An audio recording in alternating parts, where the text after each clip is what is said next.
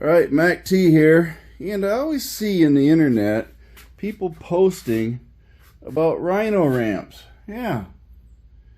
And this is a 7-year-old Rhino Ramp. The other one is right there. Hang up in my garage.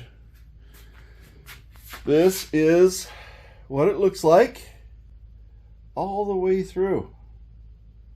Check it out. Inspect it. Do you see any faults in it?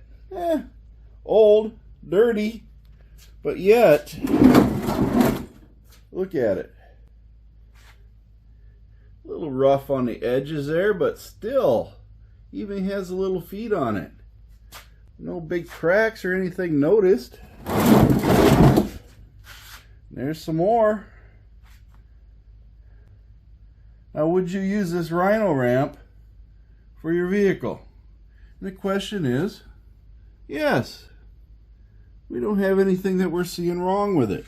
Now let's flip it over. What does it look like on the bottom side? Let's inspect it. Any cracks? Any breaks? No, not seeing anything. No cracks or breaks. Everything looks like it's been used. It's been used on a driveway. But no breaks or cracks. 7-year-old Rhino Ramps. That's right, folks. 7 years. Been using them all over. Been using them with Ford Explorers, Ford Edges, Toyota Highlanders, and even smart cars. That's right.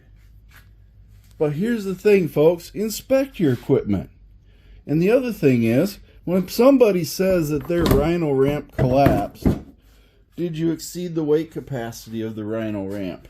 Okay? I don't even remember what these are rated at. What are they rated at? Let's see. It's rated at 3,000 pounds. That's right, for each side. 6,000 pounds per pair. 12,000 pounds gross weight. Okay?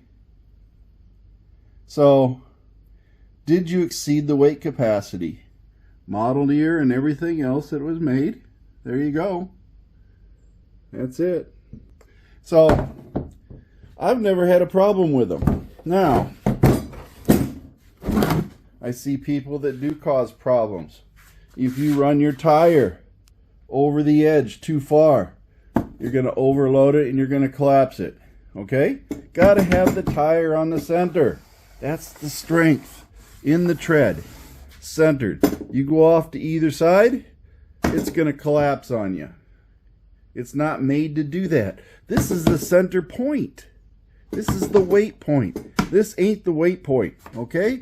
So it's your fault if you do this. The other thing is, if you come up against this, a lot of people come up fast and then boom, they hit it like that. The wheel goes up over, collapses it down, and then it drops. That's how that happens. Because people are going on the ramp too fast. Now, it's up to the human to make sure they don't exceed all these perimeters on this. But these things don't just collapse because. They collapse because they're abused or there's human error involved. Or they broke them through repeated use on uneven surfaces. And yes, it's plastic, it will crack. Also, if you store them outside in the sun 24 hours a day, the UV light's going to make the plastic brittle and it will start breaking. But then again, that's why you, the owner of the Rhino ramp or any other ramp, must take into account the abuse you give it. And when it starts cracking, what do? What's your choice? What is your responsibility? To throw it away and buy a new one. That's right. It's your responsibility to check your ramps to make sure they're in good shape. If you abuse them, if you crack them, if you break them, you put them on uneven surfaces and everything else, then you're the fault, not the ramp. You're the fault. So once you admit that and start replacing them when you break them and crack them, you won't have a failure then. It is that simple, folks. That simple.